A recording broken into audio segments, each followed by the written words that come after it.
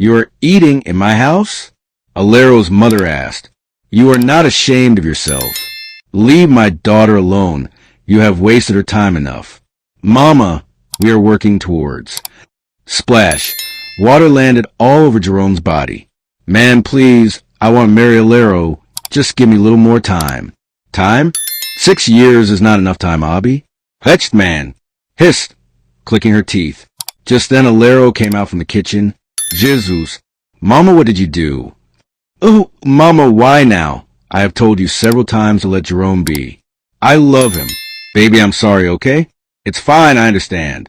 I will take my leave now. Hey, love. Welcome to the story segment with His Majesty.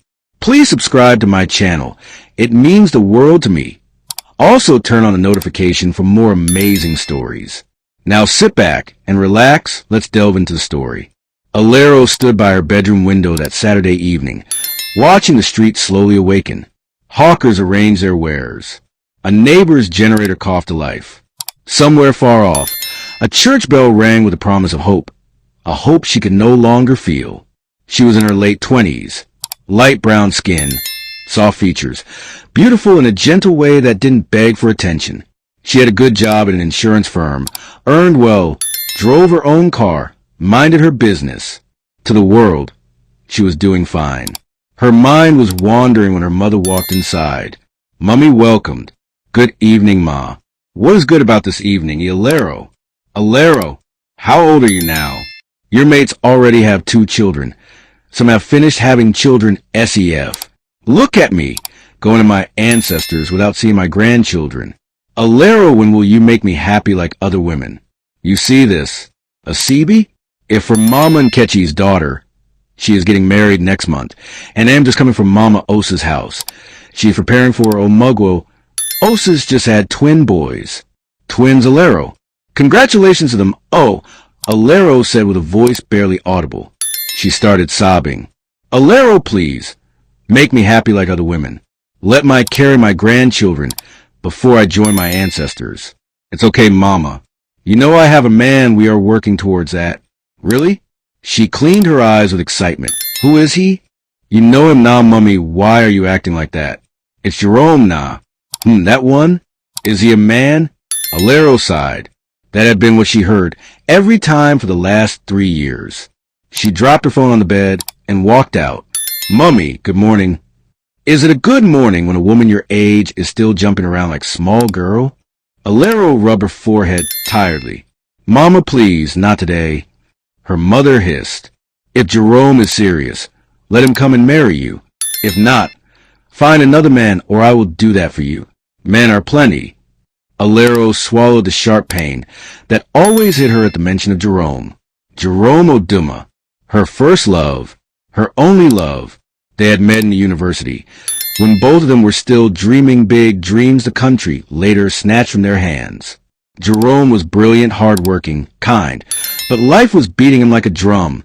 He was still struggling to find footing, still chasing job applications, still believing something would open someday.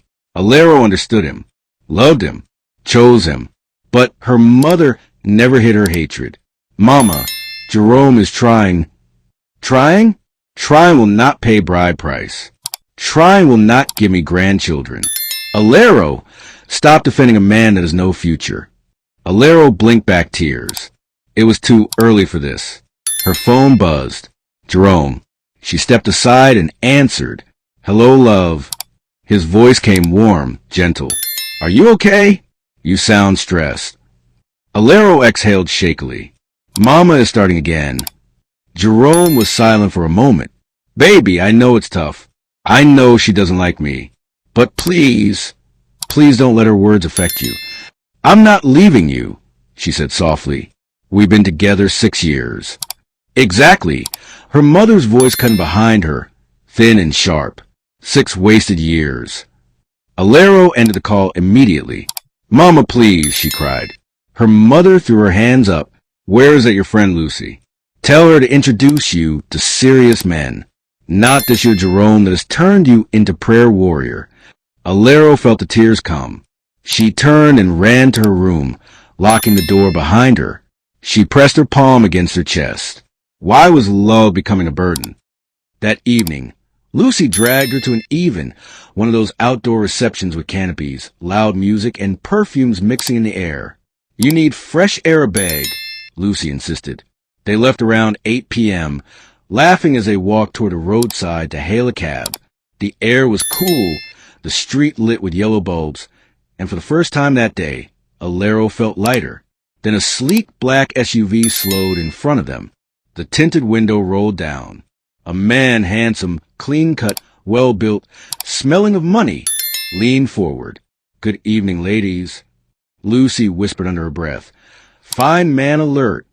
"Can I drop you off somewhere?" he asked, eyes lingering on Alero with interest. "No, thank you," Alero said politely. He smiled, unfazed. "My name is Kelvin." "We're fine," she added quickly. He shrugged playfully. "It's okay, but I hope this is not the last time I'll see you." She walked past without answering. Lucy laughed. "My dear, that man is fine, oh. I have Jerome. I don't need trouble." Lucy sighed in admiration. But sometimes temptation is handsome. The following week became a nightmare. Alero's mother began sharing her number like raffle tickets. Church aunties, neighbors, old classmates, anybody with a son abroad. Talk to him. Mama ordered, shoving her phone at Alero. "Mama, I don't want." "Take the phone before I lose my temper." Then came the final straw. Jerome and Alero quarreled. She had gone to his apartment for weekend. Jerome noticed she was unusually quiet. "What's wrong, Alero?" She sighed. "Jerome, when we get married?" He froze. She continued, voice cracking. "We've been dating 6 years. Mama is on my neck every day. Jerome, what are we doing?" He dropped his gaze. "Alero, you know I want to marry you. You know, but look around you. I don't even have a proper job yet. I can't even take care of myself properly. How do I bring someone's daughter into a life I haven't stabilized?" Tears filled her eyes. "So I should wait forever?" "I'm not saying that. Just give me more time." "How much time?" "Another 6 years." "Are you seeing another man, Alero?" The room went silent. "Excuse you?" Jerome opened his mouth to speak, but closed it again. She stood. "I'm tired." He reached for her arm. "Alero." She pulled away and walked out, tears streaming. Outside, the streetlights blurred in her vision. She felt foolish, heartbroken, angry. Why was love so painful? As she waited for a cab, a familiar black SUV rolled to a stop. "Kelvin." This time, she didn't refuse.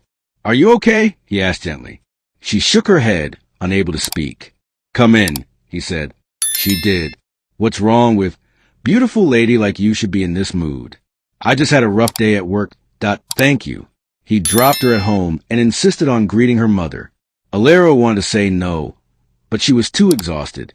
Her mother, seeing the fine man, transformed instantly. "Ah, you are welcome, my son. Please come in." Kelvin charmed her mother like a professional.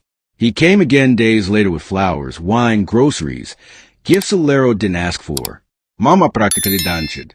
"Alero, that is the kind of man you should marry. Not that good for nothing, Jerome." Alero buried her face in her palms. Everything was spiraling. She just quietly entered her room and locked her door. When Mama Alero finished entertaining Kelvin, he left. Jerome felt her pulling away. He became suspicious.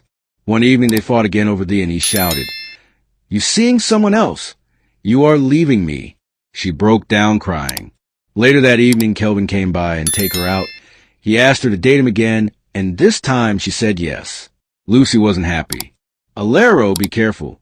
Something about Kelvin is too smooth." "I know," Alero said, but she was drowning in confusion. Kelvin proposed soon after, so fast her heart couldn't catch up.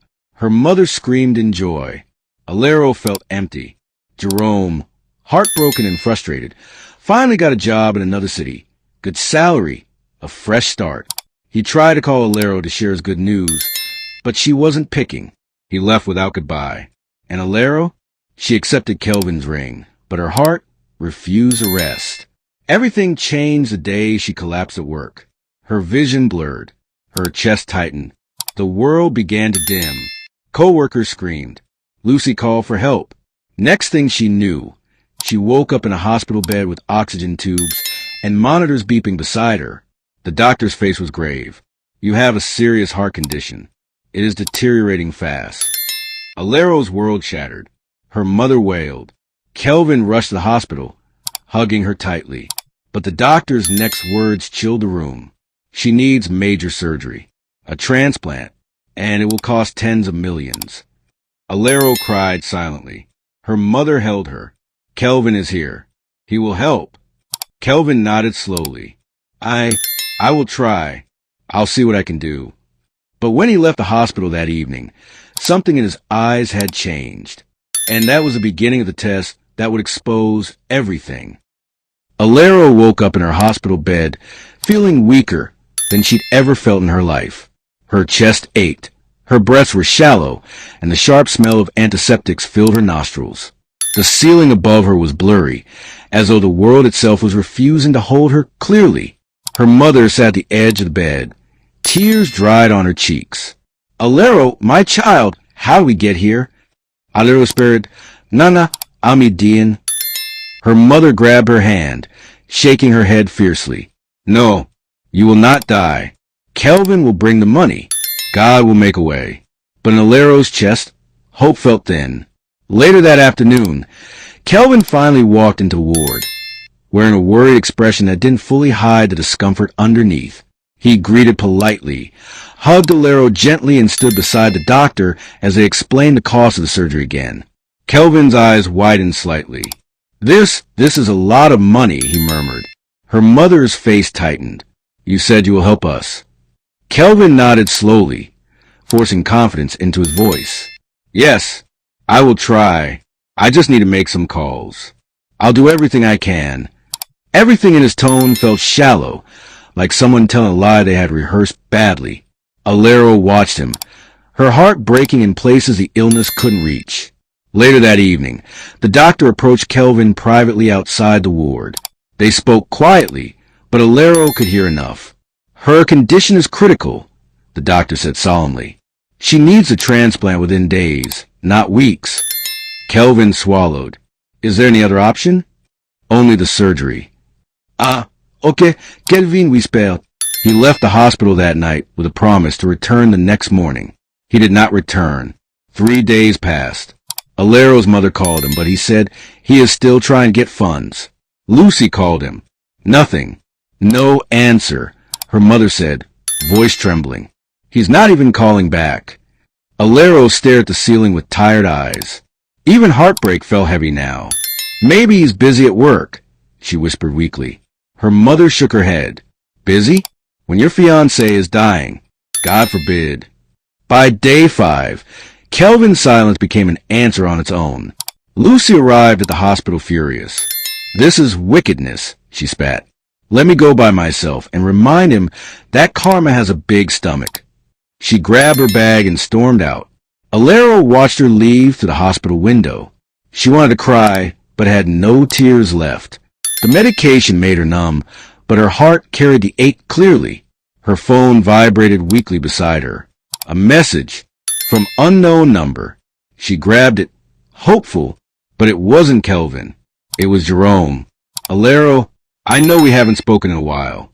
I just want to say I miss you. I hope you're doing okay. She stared at the screen until her vision blurred again. She tried to type back, but her fingers shook violently. So she dropped the phone. Her mother picked it up. Who is that? She asked. Alero didn't answer. Her mother glanced at the phone, saw the name, and froze. Her lips tightened. Jerome, she muttered, almost angrily. After everything. Alero cut her off. Mama, please leave him. Her mother sighed heavily. My daughter, you don't need Jerome right now. You need Kelvin. He is the one you're marrying. Alero looked away. Marrying? Was she even sure she'd live another month? Lucy returned that evening with fire in her eyes. That boy Kelvin is a disgrace, she shouted, ignoring the quiet of the hospital corridor. Alero and her mother both looked at her anxiously. Lucy exhaled shakily. I went to his house. Alero's heart kicked painfully. Lucy continued. He wasn't sick. He wasn't in trouble. He was... She clenched her fists. He was with another woman.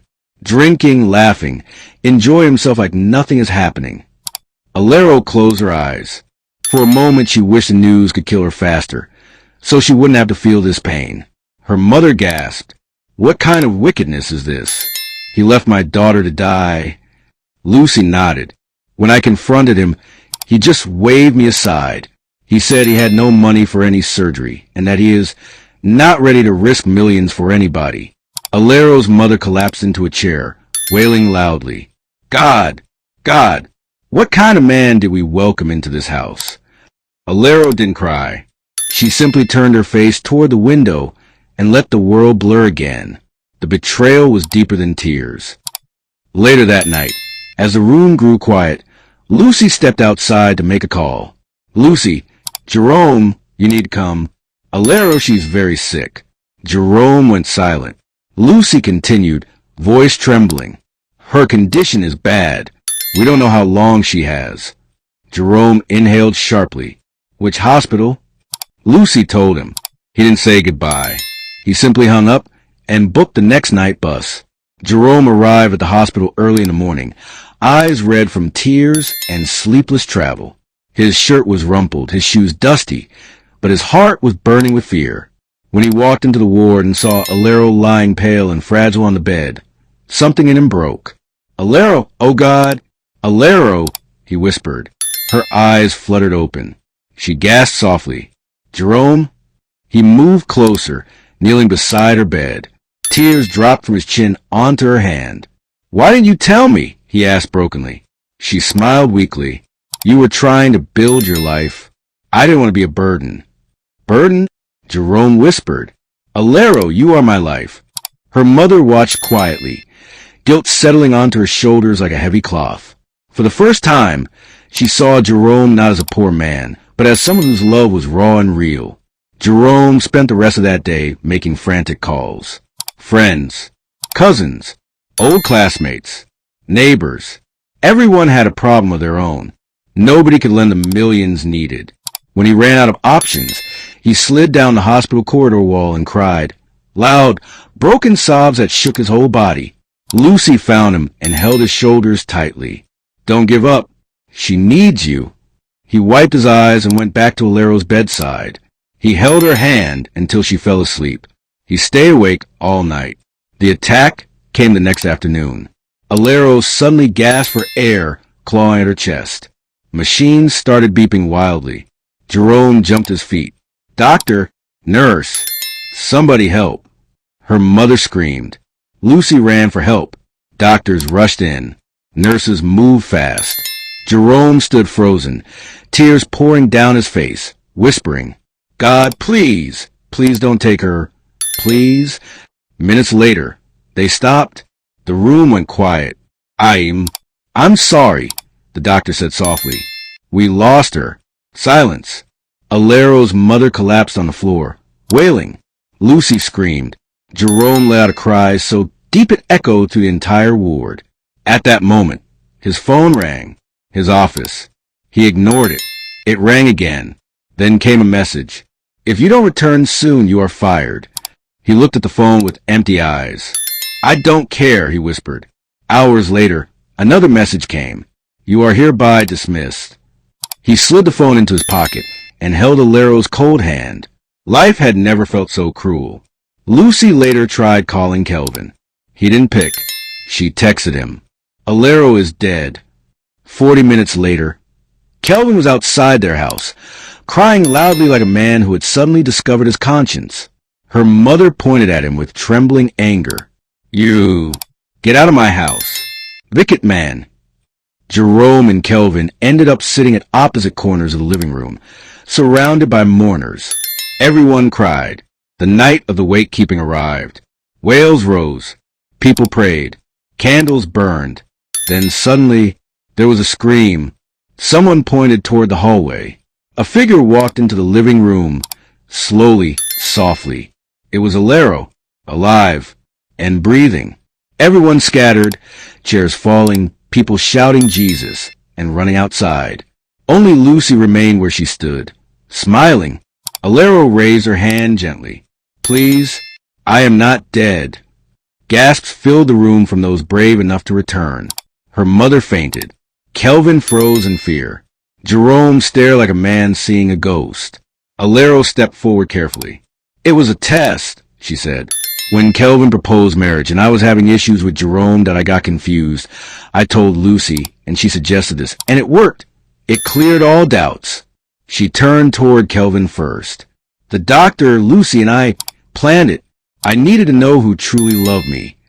Kelvin's mouth fell open. Alero, you tricked me? Tricked? She asked softly. I was dying. You abandoned me. Murmurs filled the room. Kelvin tried to defend himself, but her mother shouted, Leave this place before I disgrace you. Kelvin was thrown out in shame. Alero turned to Jerome. Her eyes softened. You came back. You fought for me. Thank you for loving me even when I didn't deserve it. Her mother placed a hand on Jerome's shoulder. I wronged you. Forgive me. Jerome nodded, eyes wet. Just then his phone rang. He answered carefully. A voice said, Mr. Jerome, after reviewing your case, we want you to return to work. Your job is restored. Everyone shouted in joy. Her mother hugged them both. Take all the time you need. My daughter is alive. That is all that matters. And in that room, surrounded by candles and tears and renewed hope, Alero finally felt peace. The peace she had been begging life for. The morning after the wakekeeping felt unreal, like the whole world had shifted overnight. The birds still chirped. The sun still rose. But everyone who witnessed Alero's return from the dead walked around with faces full of awe and unfinished questions. Inside the house, the atmosphere was calmer, but still thick with emotions. The long night had drained everyone. Yet, beneath the exhaustion was relief and a strange new peace. Alero sat on the couch in the living room, wrapped in a warm shawl. Her mother stood near the window, staring outside as if replaying the entire night in her head for the 100th time. Jerome sat quietly beside Alero, holding her hand like he never wanted to let go again. Lucy paced the room, talking to herself. This girl almost gave me hypertension, she muttered under her breath. Alero smiled faintly. You're welcome. Lucy threw her a look. Don't you're welcome me. You put me through fire and brimstone. The room erupted in soft laughter, the first real laughter in days. But beneath the laughter was something else. A lingering heaviness. A truth everyone was avoiding. Alero's mother breaks the silence. Alero's mother turned away from the window and faced them. Alero, she began, her voice shaking slightly. You almost broke me. Alero lowered her gaze. Mga imsuri. No. Her mother raised her hand gently. Let me talk. She took a deep breath. When I thought you were gone, I realized something I refused to see for years. The room went silent. She continued slowly, deliberately. I pushed you. I pressured you. I made you cry because I wanted grandchildren. I wanted society to stop mocking me. I wanted the world to say, Mama Alero has done well. Her voice cracked. But I forgot you were a human being. My child. My only child. Tears rose in her eyes, but she blinked them back. I chased Kelvin because of his money, thinking he would save you, but I was blind. Very blind. She turned to Jerome. And I insulted you simply because you were struggling. But last night showed me what I refused to see. Jerome tried to speak, but she stopped him gently. You are a good man. You showed the kind of love money can never buy. Lucy wiped her eyes with her scarf. Mama, talk to us gently.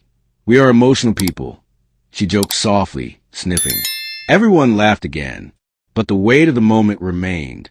Alero's mother walked to her daughter and placed both hands on her cheeks. From today, I will never force you, never pressure you, never make you feel less. Your happiness is my happiness. Alero burst into tears and hugged her tightly. Mama, thank you. Jerome looked away respectfully, swallowing the lump forming in his throat. After a while, Jerome cleared his throat. I need to say something too. Everyone turned to him. He looked at Alero, his eyes soft with honesty. I wasn't perfect either. I was scared. I didn't have money, and every time people asked me when I was getting married, it felt like they were laughing at me.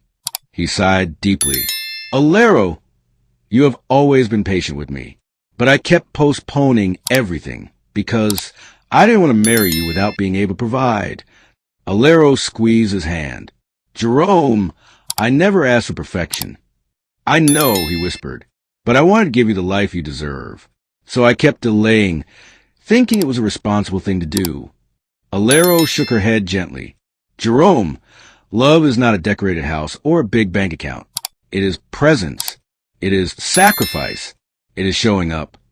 Jerome blinked fast to stop the tears. Lucy clapped. Somebody give me tissue a bag. Love won't finish me here. They all laughed again. Just then, voices and footsteps were heard outside. Alero's mother stepped out to see what was happening and gasped. 3 elderly aunties, her sisters from the village, had arrived with wrappers tied across their chests, dramatic expressions on their faces. Alero's mother. We came as we heard the terrible news. Where's the body? Did you cook the mourners? Who is collecting condolence money? Before Alero's mother could explain, Alero walked outside. The aunties froze. All 3 screamed at once. Jesus. Alero's ghost. I am finished. One of them almost jumped into a flower pot. Alero raised her hands. I am alive. It was all a misunderstanding. Lucy burst out laughing, so hard she had to hold the railing. The aunties immediately changed tone. Alero, I knew you could not die. Death cannot take a fine girl like you. We told people you are too strong for sickness. Alero's mother rolled her eyes. A bag, stop lying. Everyone laughed. Later in the evening, Alero and Jerome sat quietly outside, watching the orange glow of the setting sun. For a moment, neither spoke. The soft wind carried the scent of roasted corn from a nearby street. Children were playing somewhere in the distance. Life was happening, peacefully this time. Jerome finally broke the silence. Alero, what do you want now? She looked straight at him, her voice calm but full of clarity. I want a life of peace, love, understanding, and I want you. Jerome exhaled shakily. Are you sure? Jerome, she said, touching his cheek softly. When I thought I was losing you, I realized everything else meant nothing. He swallowed hard. I want to marry you, she continued. Not because of pressure, not because of age, but because I choose you. Jerome looked overwhelmed. He gently took her hands. I love you, Alero. I always have. And now, I will never waste time again. Alero smiled through tears. From the doorway, Alero's mother watched them, her heart lighter than it had been in years. Lucy stood beside her and whispered, If they don't marry this year, I will scatter this compound myself. Her mother nodded. Same here. They both burst into laughter and went inside. As the evening deepened and the compound quieted, a new presence would soon arrive with news no one expected.